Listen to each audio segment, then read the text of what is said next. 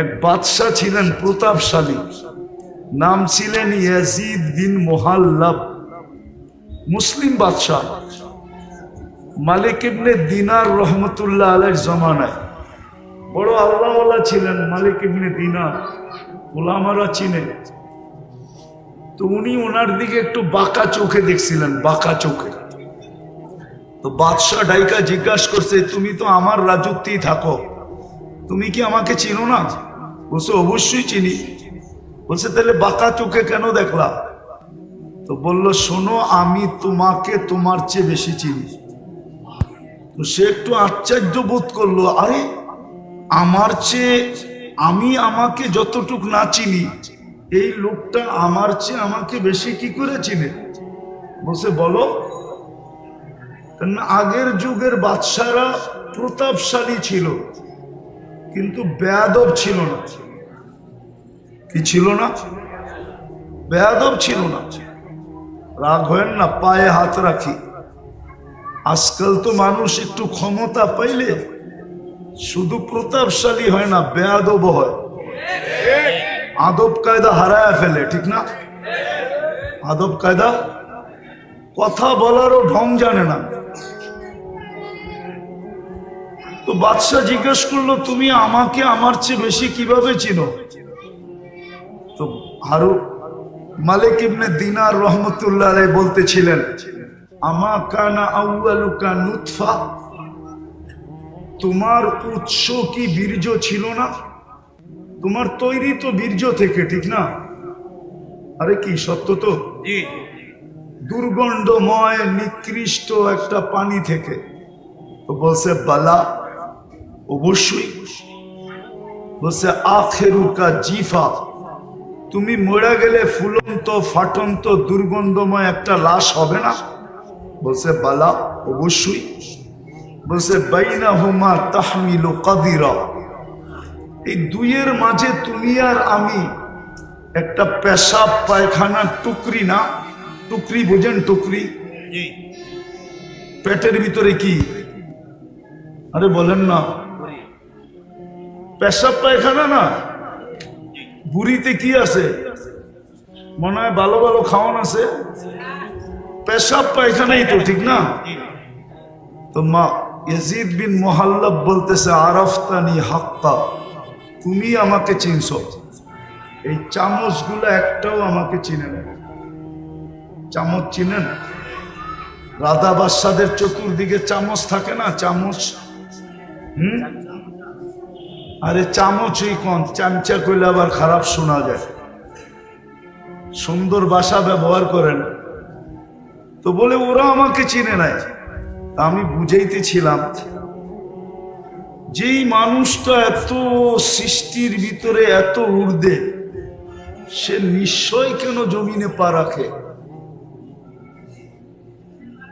যুক্তি তো বলে, তর্ক তো বলে,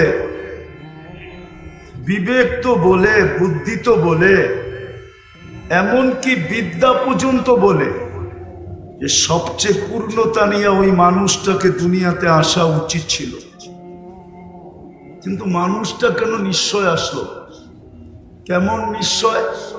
ফালা লাকা সিন্নুন তাক্তা, মার পাটের থেকে যখন আসে তো দাঁত থাকে না, কোত্থেকে কাটবে? ওয়ালা লাকা লিসানুন তানতিক, জিহ্বা থাকে কিন্তু বাক শক্তি থাকে না।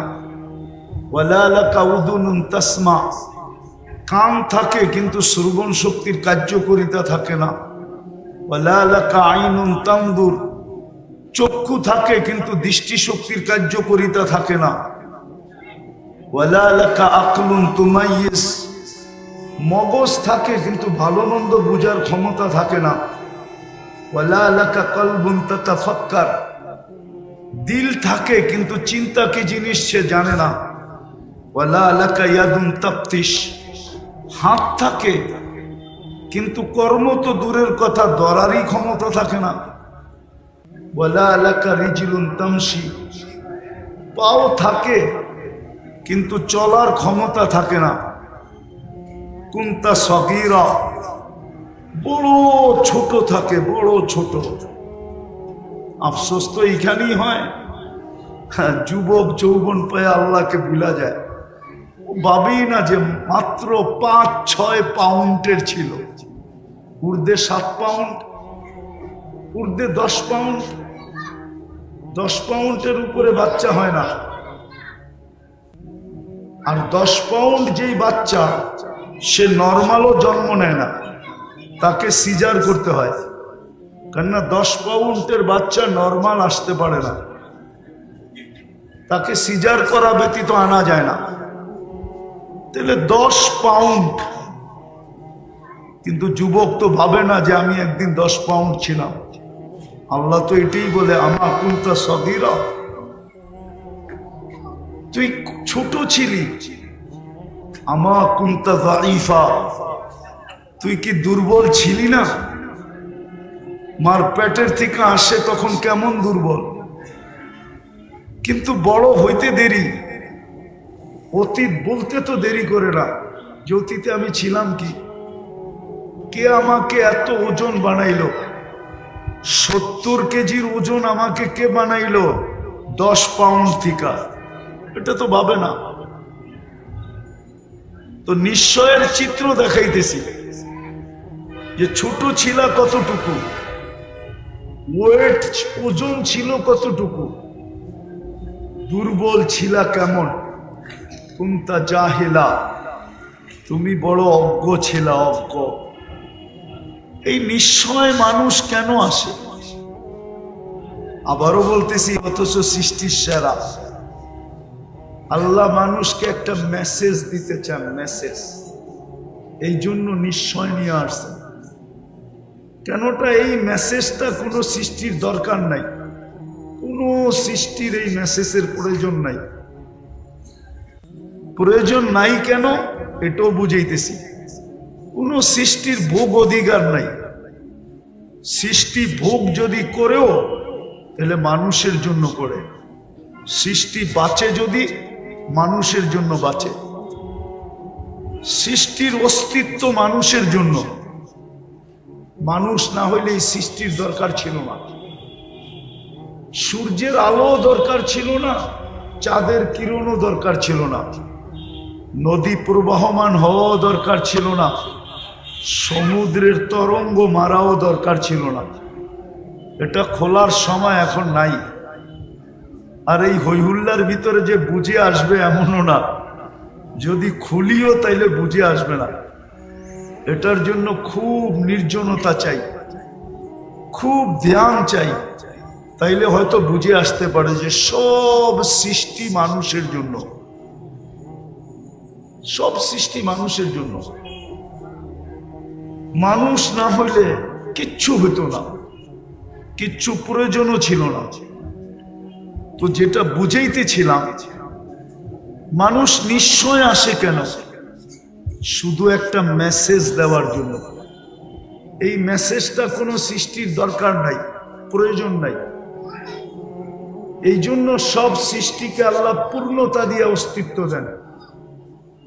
শুধু ওই মেসেজটা বোঝার জন্য মানুষকে নিশ্চয় অস্তিত্ব দেন, নিশ্চয়। শুধু একটা মেসেজ বোঝানোর জন্য। আর মেসেজটা এই জন্য বুঝাইতেছিলাম, কোন সৃষ্টির ওই মেসেজের প্রয়োজন নাই। কেননা ভোগ অধিকার নাই। কোন সৃষ্টির জীবনের ফলাফল নাই, প্রতিদান যাকে বলে, প্রতিদান নাই। কোন সৃষ্টি প্রতিদান পাবে না। এমনকি ফেরেশতা পর্যন্ত প্রতিদান পাবে না। কোন সৃষ্টি জান্নাত জাহান্নামে যাবে না। শুধু একমাত্র মানুষই জান্নাতে যাবে, জাহান্নামে যাবে।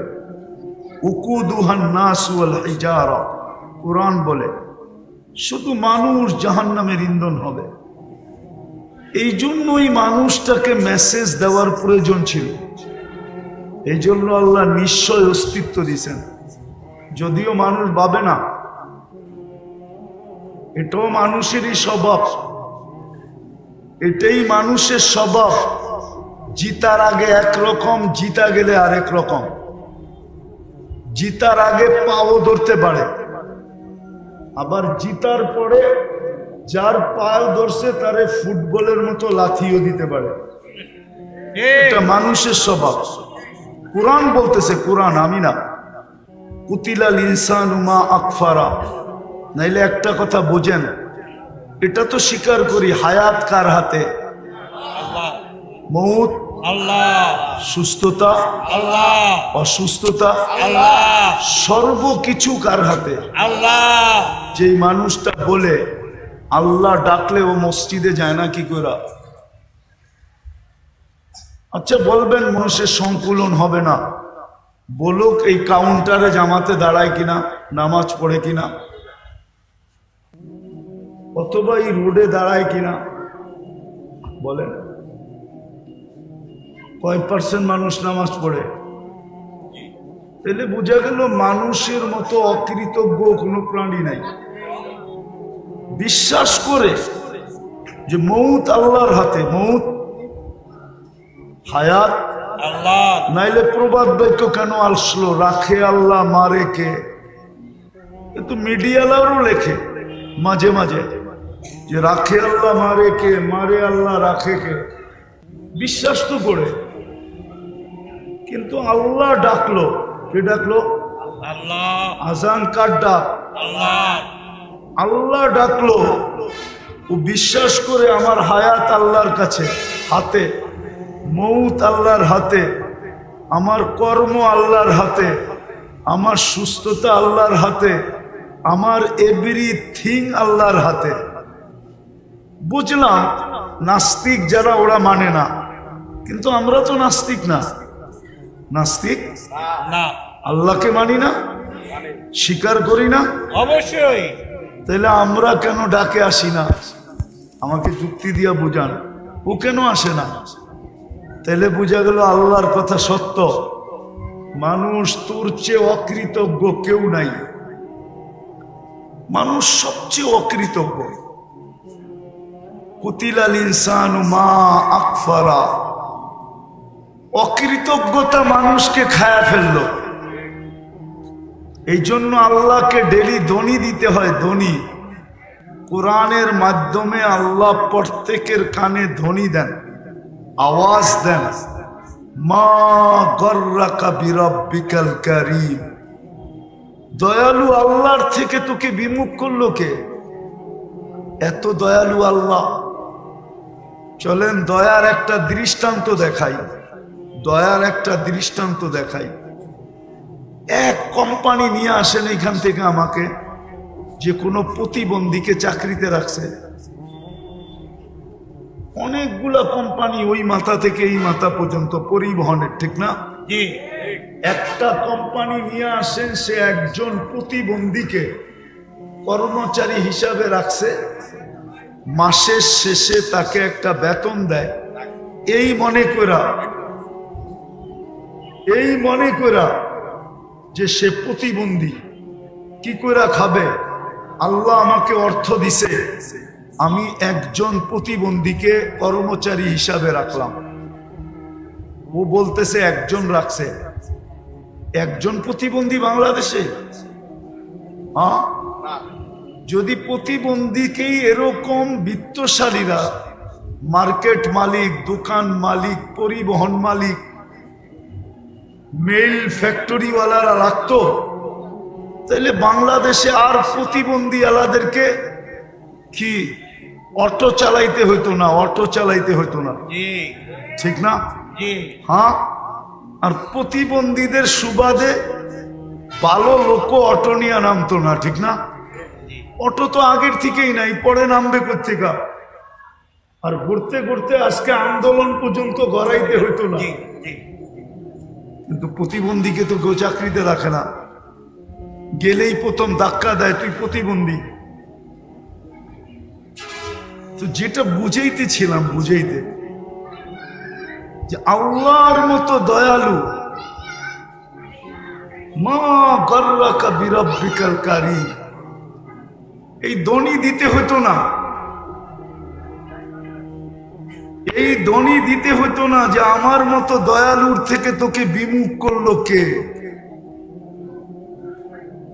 তুই সারাদিন বিমুখ থাকা সত্ত্বেও, আমার হাতে হায়াত থাকা সত্ত্বেও, আমার হাতে মউত থাকা সত্ত্বেও, এভরিথিং আমার হাতে থাকা সত্ত্বেও আমি তোর ডাকি বলে ডাকি, আমি তুমি সাড়া দাও না, তারপরও আমি তোমার সব কিছু বহন করতেছি। বলেন এরকম দাতা কই পাবেন? একটু ভাবেন, বিবেক দিয়ে ভাবেন, কাজে দিবে কিন্তু। নাইলে এই কথা বলতে পারবেন না, এই কথা বলতে পারবেন না। আপনি যুক্তি দিবেন, তর্ক দিবেন, যুক্তি তর্কের জবাব কিন্তু এটার ভিতরে রাখা আছে। আপনার ব্রেনের ভিতরে আপনার যুক্তি তর্কের জবাব রাখা আছে,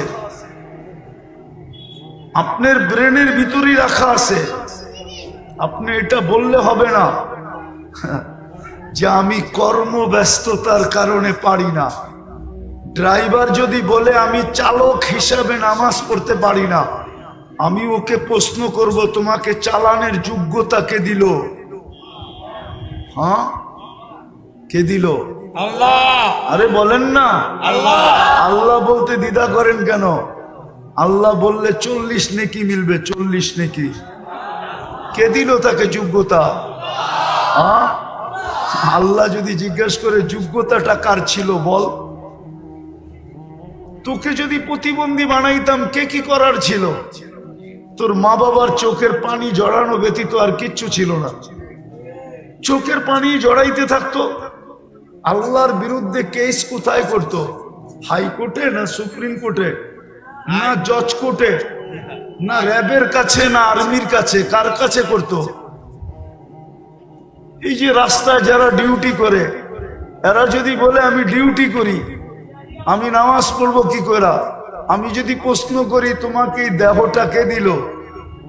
ডিউটি করার মতো যোগ্যতা সম্পূর্ণ তোমাকে কে বানাইলো? এটা আমাকে বলো।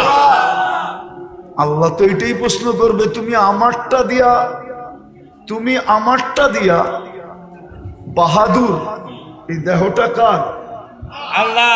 আচ্ছা, যুবক বাহাদুর কার যৌবন দিয়া?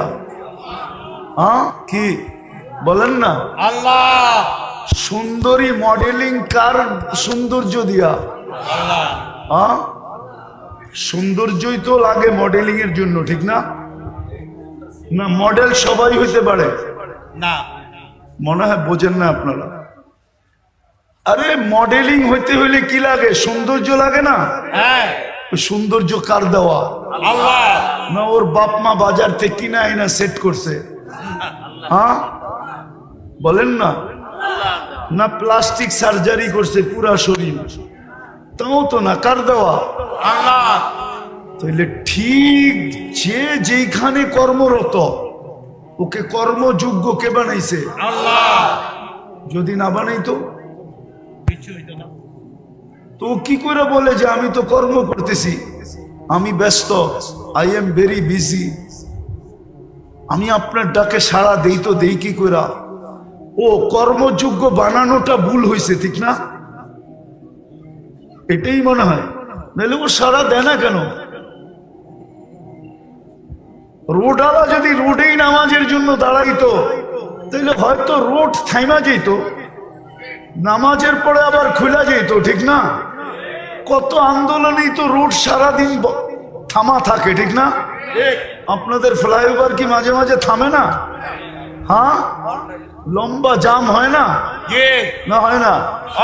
না, এটা 24 ঘন্টা চলতে থাকে। মাঝে মাঝে তো আমরাও 2-1 ঘন্টা কাটায় দিই ফ্লাইওভারের উপরে। 10 মিনিটের জন্য যদি থেমা যেত। কিন্তু ও কবেলে সবাই যেন বুঝাইতে চাইতেছে তুমি আমাকে যোগ্যতা সম্পূর্ণ বানানো, এটা তোমার ভুল। তুমি আমাকে শ্রেষ্ঠ কেন বানাইলে? তুমি আমাকে সৌন্দর্য কেন দিলে? তুমি আমাকে কর্মযোগ্য কেন বানাইলে? যুবকও যেন বুঝাইতে চায় আমি আকর্ষণের পাত্র কেন বানাইলা? আমাকে তৃতীয় লিঙ্গ বানাইতা তাই ভালো ছিল, মানুষ দেখতো আর খালি হাততালি দিত। অন্য ভাষায় বুঝাইলাম, এটাই মনে হয় ভুল হয়ে গেছে। বিদায় আসেন, শেষ জায়গায় চলে আসছি। আর লম্বা করতে চাইতেছি না। মানুষকে আল্লাহ নিশ্চয় দিছেন একটা মেসেজ বোঝানোর জন্য, যে মানুষ ভালো মতে বুঝো, আমি ছাড়া যেরকম তোমার অস্তিত্বের কোনো বিকল্প চিন্তা ছিল না, আল্লাহ ব্যতীত মানুষের অস্তিত্বের কোনো বিকল্প চিন্তা আছে না নাই? আছে? আল্লাহ ছাড়া মানুষকে অস্তিত্ব দিতে পারবে? জি না। কোনো বিকল্প চিন্তা আছে? জি না।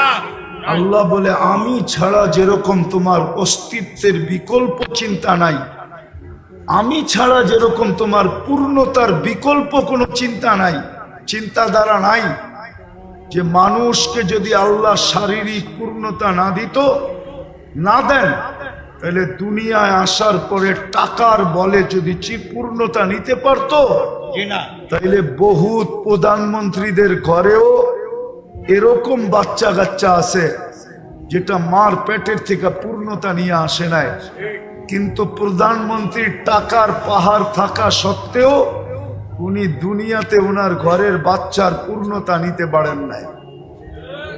আঙ্গুল দিয়ে দেখাবো? 2-4টা দেখানো যায়, নাম সহ দেখানো যায়, নাম সহ। পূর্ণতা নেওয়ার কোনো সুযোগ নাই। তো আল্লাহ বুঝাইতে চাইতেছেন, আমি ছাড়া তোমার অস্তিত্বের যেরকম কোনো বিকল্প চিন্তাধারা নাই। মানুষ চিন্তা করছিল, চিন্তা যে মার পেট ছাড়া টেস্ট টিউব বেবি বানাবে, টিউবের ভিতরে বানাবে, টিউবের ভিতরে, মার পেট ব্যবহার করবে না। কিন্তু বিজ্ঞান বানাইছিলেন, কিন্তু পরে দেখছেন যে এটা দিয়ে কোনো কর্ম করা যাবে না। যেরকম যদি বুঝাই, বুঝবেন কিনা জানি না, ঢাকা শহরে বাস করেন তো, গ্রামগঞ্জে যান না, কোত্থেকে বুঝবেন?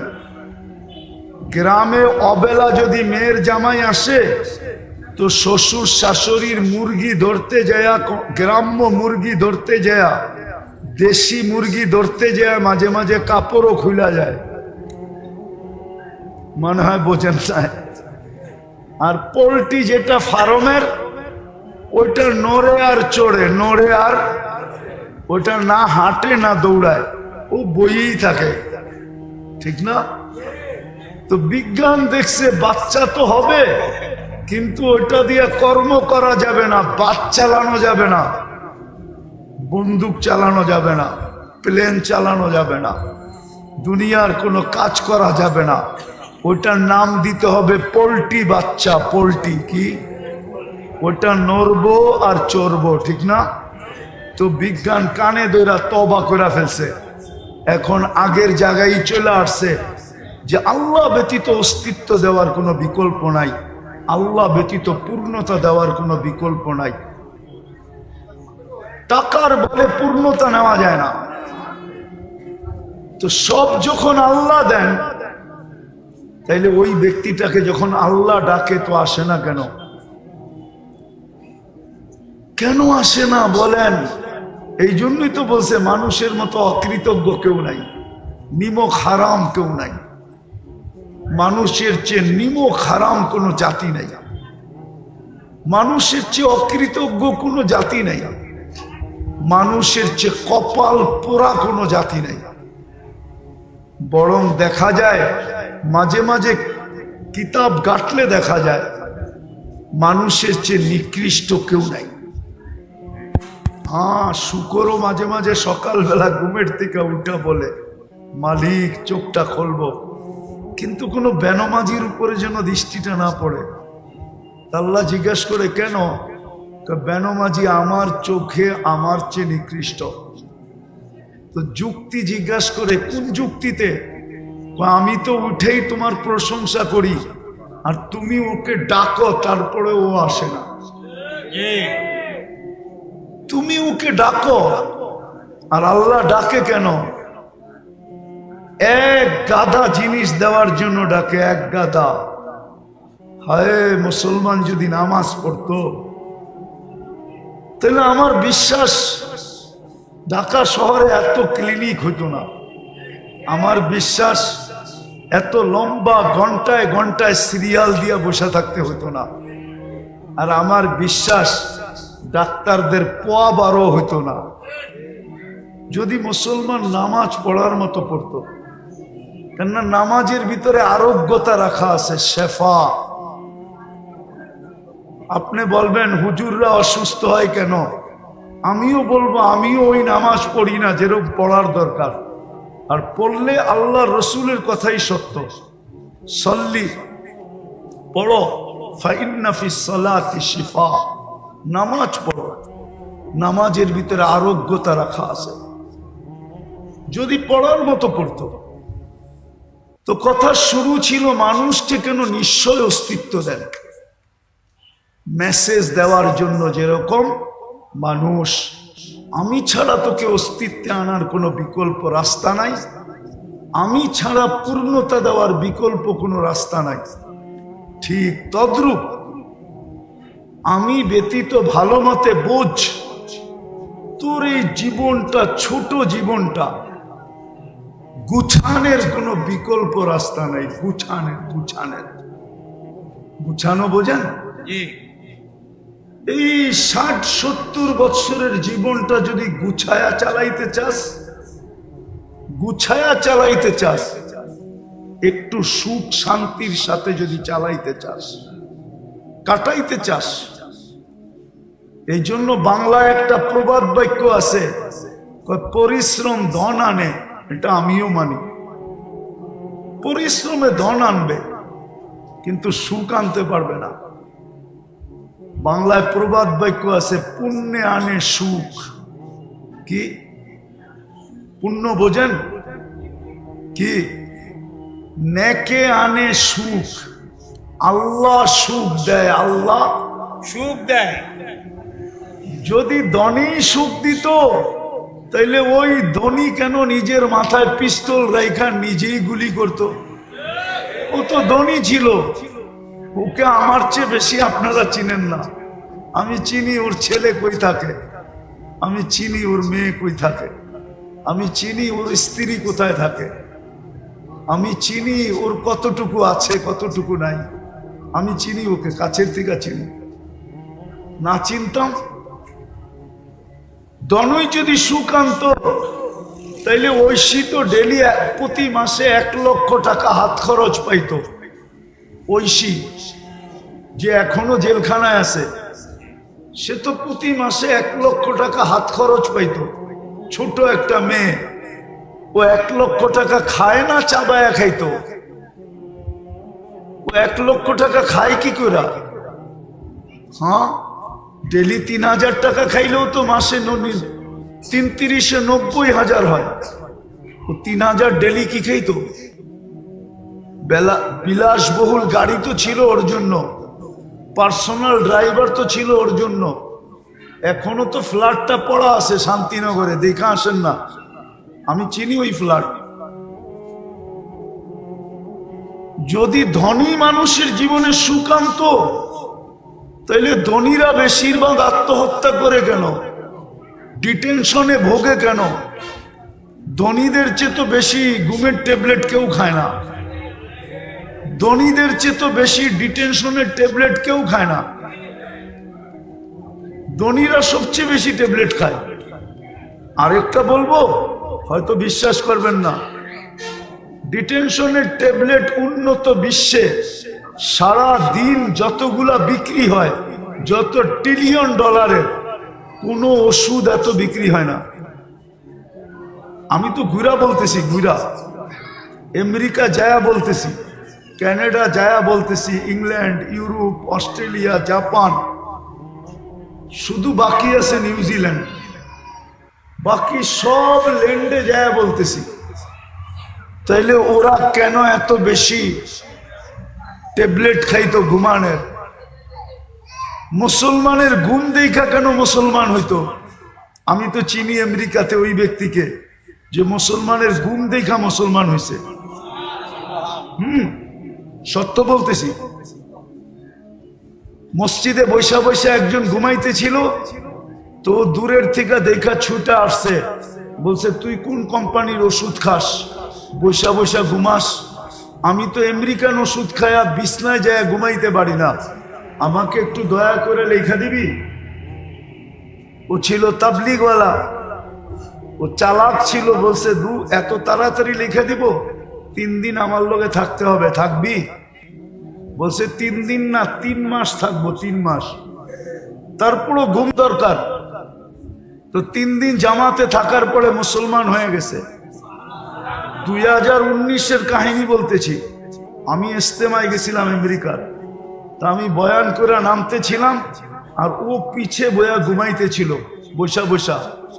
তা আমি আইসা ওরে খোঁচা দিয়ে জিজ্ঞাসা করছিলাম, কোন কোম্পানির ট্যাবলেট খাস, আমাকে লেখা দিবি?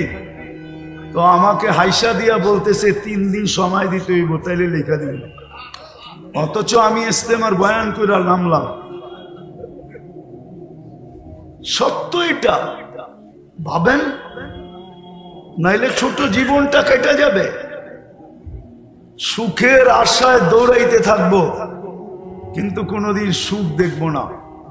সত্য এটাই। পুণ্যে আনে পরিশ্রম কি আনে? আলস্য দারিদ্রতা আনে মানি, কিন্তু দুঃখ আনতে পারে না। পাপে আনে দুঃখ, পাপে পাপে। মানুষের জীবনে দুঃখ আসে পাপের কারণে, অলসতার কারণে মানুষের জীবনে দুঃখ আসে না। মানুষ দুঃখী হয় শুধু পাপের কারণে।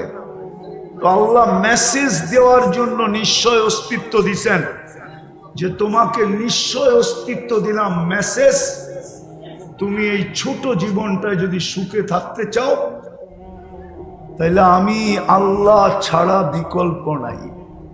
আমি আল্লাহকে পাইতে হবে। যেমন দেখাইলাম, অস্তিত্ব আল্লাহ ব্যতীত বিকল্প, পূর্ণতা আল্লাহ ব্যতীত বিকল্প, সুখ আল্লাহ ব্যতীত বিকল্প, কোনো কিছুই আল্লাহ ব্যতীত বিকল্প। সবকিছুর ভান্ডার কিন্তু ওনার কাছে। নইলে দৌড়াইতে থাকবো, যেমন আজকে দৌড়াইতেছি। রাত্রেও তো এখান দিয়ে যাই, রাত্রেও যাই 2টা 3টা 4টা বাজে, দেখি এই কাউন্টার গুলা সব খোলা, কর্মরত মানুষগুলা এখানে ব্যস্ত, চা বিক্রি হইতেছে, এটা হইতেছে, সেটা হইতেছে। সবাইকে যদি জড়ো করে জিজ্ঞাসা করি, রাত্রটা তো ঘুমের জন্য ছিল, তুমি কেন সজাগ? রাত্রটা তো ঘুমের জন্য ছিল। রাত্রের 1 ঘন্টা ঘুম দিনের 5 ঘন্টার ঘুমের সমান হয় না। ওয়াজআলনা লাইলা লিবাসা ওয়াজআলনা নাওমা সুবাতা। রাত্র বানানোই হয়েছে ঘুমের জন্য, দিন বানানো হয়েছে ওয়াজআলনা নাহারা মাআশা। দিন বানাইছি আমরা কর্মের জন্য, কিন্তু সাইদাবাদ তো 24 ঘন্টা কর্ম করে, না করে না? 24 ঘন্টা কর্ম করে। যদি জিজ্ঞাসা করি কর্ম করো কেন, আচ্ছা বলেন, লাউড স্পিকার বাইরেও খোলা আছে, শীত তো শুরু হয়ে গেল, ঠিক না? 2 দিন পরে কনকনে হবে, ঠিক না? এই কনকনে শীতের রাত্রে ল্যাব গায়ে দিয়া 2 জনে ঘুমানো সবচেয়ে মজা। 2 জন বলছি, কিন্তু ল্যাব গায়ে দিয়া 2 জনে ঘুমানো সবচেয়ে মজা, না সাইদাবাদের কাউন্টারে বইয়া টিকিট বেচা মজা? মানুষ হিসাবে বলেন কোনটা মজা? হ্যাঁ, শীতের দিন, কনকনে শীতের দিন, সকালবেলা ল্যাপের ভিতরে 2 জনে ঘুমানো মজা, না সকাল সকাল ওইটা রাস্তা দিয়ে হাঁটতে হাঁটতে কর্মের দিকে যাওয়া মজা? কোনটা মজা? আরে বলেন না। ঘুমে মজা। কিন্তু ওকে যদি জিজ্ঞেস করি, ও বলবে সুখের জন্যই তো এখানে বসে আছি। কিসের জন্য? তো সুখ ছাইরা সুখের জন্য বসে আছে। আপনি আমাকে যুক্তি দিয়া বুঝান, এটা কোন যুক্তি?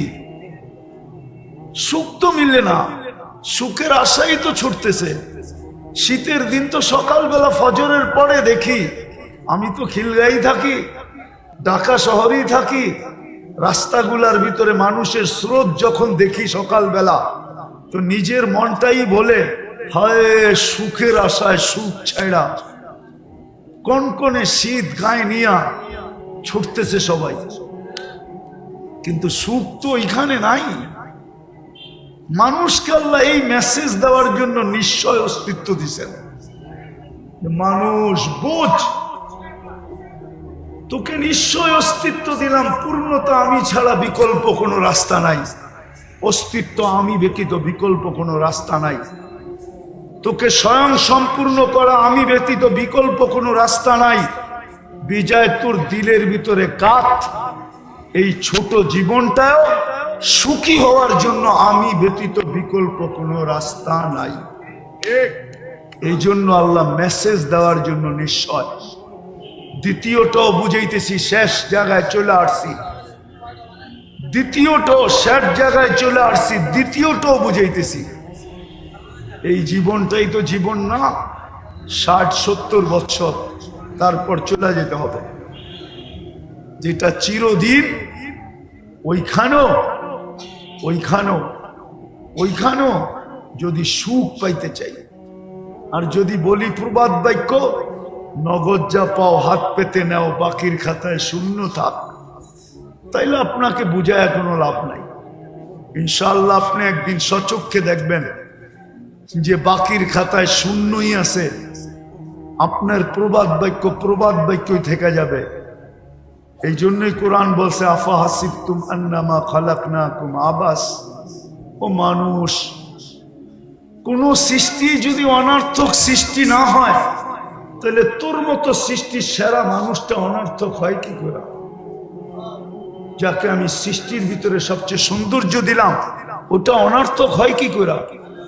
যাকে সৃষ্টির ভিতরে সবচেয়ে সুন্দর গঠন দিলাম, ওটা অনর্থক হয় কি করে? যাকে আমি দুনিয়াটা হাতে উঠায় দিয়া দিলাম, ওটা অনর্থক হয় কি করে? যাকে দুনিয়ার আধিপত্য দিলাম, সেটা অনর্থক হয় কি করে? সর্বশেষ যেই মানুষটাকে আমি খলিফা, আমার প্রতিনিধি হিসাবে ঘোষণা দিলাম, ওটা অনর্থক হয় কি করে? যেই মানুষটাকে জন্ম নিতে দেরি, সৃষ্টি শ্রেষ্ঠ সৃষ্টি, মিলে খাক মে আহলে শাহ कैसे कैसे, जमी खा गई नौजवां कैसे कैसे, अजल ने न छोड़ा किसरा न दारा, उसी से सिकंदर सा फाते भी देहारा, हर एक लेके क्या क्या हसरत सुधारा, पड़ा रह गया यही ठाट सारा। ঐতিহ্য পড়া থাকবে, ঐতিহ্য। সোনার গায়ে ঐতিহ্য পড়া আছে, লালবাগ কিলায় ঐতিহ্য পড়া আছে, আহসান মঞ্জিলে ঐতিহ্য পড়া আছে, বিক্রমপুরে ঐতিহ্য পড়া আছে, রাজবাড়িতে ঐতিহ্য পড়া আছে, হাজারো ঐতিহ্য পড়া আছে, হাজারো ঐতিহ্য পড়া আছে। এখনো গণভবন পড়া আছে, গণভবন ঐতিহ্য পড়া আছে। আল্লাহ বলে, কবিও বলে ঐতিহ্য পড়া থাকবে। ছোটবেলা অনেক বাস কোম্পানি দেখতাম, যাদের নাম এখন পর্যন্ত একটাও নাই, শুধু একটা আছে, ইগলের কিছু বাস এখন দেখা যায়, বাকি পুরান কোম্পানির একটাও নাই, শুধু ইগলটা দেখা যায়। ছোটবেলার বাসের কোম্পানির কথা বলতেছি। বড় দাপট ছিল, বড় দাপট ছিল। রাগ হয়ে যাবেন বললে? না, পরিবহন রাগ হয়ে যাবে। বলবো, পরিবহনগুলার ব্যবহারে মনে হয় এরা যাত্রীকে বিনা পয়সায় নিয়ে যায়, বিনা পয়সায়। এরকম রাব ব্যবহার করে কাউন্টার থেকে নিয়া পায়ে হাত দিয়া বলতেছি, রাগ হয়েন না, কন্ট্রাক্টর থেকে নিয়া সবাই এরকম রাব ব্যবহার করে, মাঝে মাঝে মনে হয় বিনা পয়সায় নিয়ে যায় কি, কিন্তু আসলে এদের পরিবহন চলে তো জনগণের মাধ্যমে, ঠিক না? জনগণ যদি বলে আমরা 11 নম্বর পরিবহন ব্যবহার করব, আজকের থেকে কোনো পরিবহনই ব্যবহার করব না, 11 নম্বর চিনেন? দূর মিয়া, এটাও চিনেন না, ঠিক না?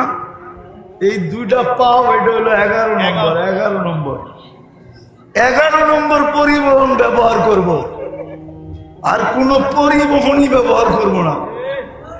তাইলে দেখেন আপনাদের জনগণের পাও ধরে কেমনে। রিক্সাওয়ালারা যদি ব্যবহারই না করেন, ঢাকা শহরের কত বড়, কিন্তু আমরা অলস হয়ে গেছি বিদায় 5 টাকার ভাড়া 50 টাকা দেওয়া যায়, ঠিক না? 20 টাকার ভাড়া 100 টাকা দেওয়া যায়, ঠিক না? হ্যাঁ, এই জন্যই তো আমরা অসুস্থ। সব ফার্মের মুরগি হয়ে গেছে, 1 কিলো হাঁটতে পারে না, ঠিক না? হ্যাঁ, তো যেটা বুঝাইতেছিলাম, দুনিয়াটা চলবে না আল্লাহ পাওয়া ছাড়া। লেখালন এই জন্যই আপনাকে নিশ্চয় অস্তিত্ব দেয়। মেসেজ, এটা মেসেজ। আল্লাহ ছাড়া তোমার এই দুনিয়ার ছোট জীবনটা চলবে না। একটা কাহিনী শোনাবো? কানে শোনা কাহিনী, নেলে শুনাইতাম না। দেখেন না, কনস্ট্রাকশন শ্রমিক থাকে না, যারা বিল্ডিং শিল্ডিং বানায়, ঠিক না? তো ওদের একজন সুপারভাইজার থাকে, অনেকগুলা কি দিন মজদুর থাকে, ঠিক না? ওরা দেখবেন সকালবেলা টিফিন কারি নিয়ে আসে লগে করা, দুপুরে একসাথে বৈশা খায়। তো একদিন যাইতেছিলাম, অনেক আগের কথা, তো দেখছি সবাই খাইতেছে আর গল্প করতেছে, গল্প। তো যেই বাড়িতে কাজ করতেছিল, একজন বলতেছিল ওদের যে সুপারভাইজার, তাকে যেই নামে ডাকে ওই নামেই ডাকতেছিল, যে আমাগো স্যার এত শিক্ষিত, ওর বাপে ওরে শিক্ষিত বানায় তো একটা বেউকুব বানাইছে। তো সব দিয়ে জিজ্ঞাসা করছে, তুই বুঝলি কি করে? হয়তো ম্যাডামের কথা ছাড়া কিচ্ছু করে না, কিন্তু ও এত বড় অফিসার, বিয়া করলো, ও বিল্ডিং বানাইতেছে ওর টাকায়, সব খরচ করে ও, কিন্তু ও তো ম্যাডামের কথা ছাড়া লড়ে না। তাইলে আমি বেউকুফ বলবো না, বলবোটা কি? মনে হয় বুঝাইতে পারি না। তারপরে নিজেদের কথা বলতেছে, দেখ আমরা শিক্ষা দীক্ষা লই নাই, গায়ে খাটি, আমরাই ভালো আছি। তার একটা হাসে আর জিগায়, কেমনে ভালো আছিস? দেখছস, ফজরের আগে উঠা আমাগো টিফিন কারিটা রেডি করে দিছে, গরম গরম পাক করে দিছে, এই যে নিয়ে আসছি, এখন খাইতেছি। বিকাল বেলা বাড়িতে যায়া দেখমু পানিটা রেডি আছে, যায়া গাও গোসল করমু।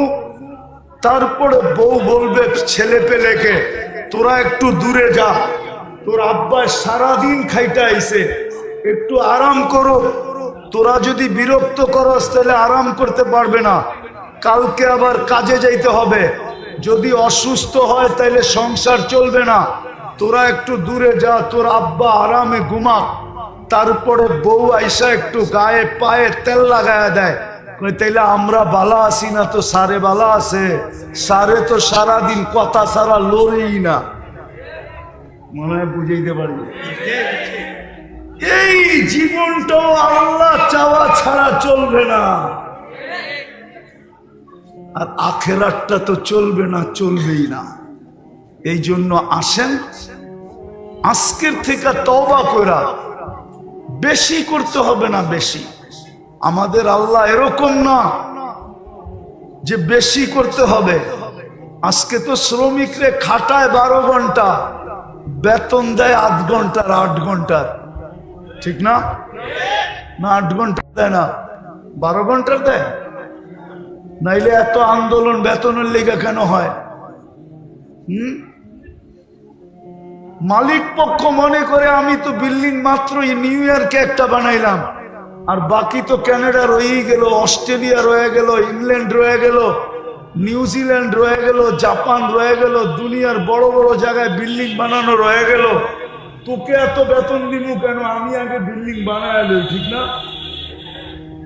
তাইলে শ্রমিকের আন্দোলন হইতো কেন? মালিক পক্ষ যদি মনে করত যে শ্রমিকের মাধ্যমে আমার এই কি আমার এই অবস্থান, শ্রমিক না হইলে তো আমার এই অবস্থান হইতো না। শ্রমিক যদি না পাইতাম তো আমি ফ্যাক্টরি খুলতাম কোত্থেকে? শ্রমিক যদি না হইতো আমি পরিবহন চালাইতাম কোত্থেকে? সে যদি শ্রমিককে ইহসান মুহসেন মনে করত তাইলে তো শ্রমিকের উপরে নির্যাতন হইতো না, শ্রমিক আইনের প্রয়োজন ছিল না। রাগ হয় না মালিক পক্ষ আবার। তো যেটা বুঝাইতেছিলাম আল্লাহ পাওয়া ছাড়া আমাদের জীবনটা চলবে না। আল্লাহ বেশি চান না।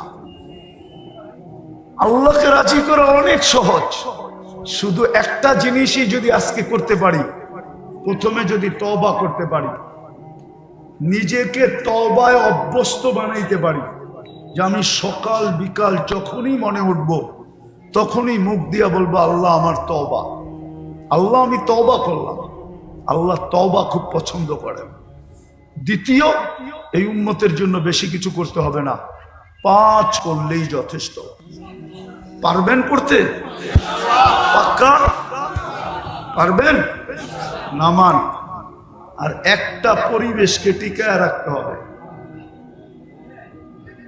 তাইলে দেখবেন আমরা সমস্ত বিপর্যয়ের থেকে বেঁচে থাকব। যেমন বাংলাদেশ বেঁচে আছে শুধু একটা কারণে, নাইলে বাংলাদেশের বিপর্যয়ের কথা পেপারে একবার আসে নাই, একাধিকবার আসছে। মিডিয়ায় হাজারো বার বলছে যে বাংলাদেশে বিপর্যয় ঘটবে, কিন্তু বাংলাদেশে কোনো বিপর্যয় আজ পর্যন্ত ঘটে নাই। আর আমার বিশ্বাস পরিবেশ যতদিন থাকবে অতদিন ঘটবে না। করোনার সময় সবাই চিৎকার দিছে বাংলাদেশের মতো বিপর্যয় কোথাও হবে না। আপনারা ব্যারিস্টার সুমনের বয়ান শুনছেন করোনার সময়?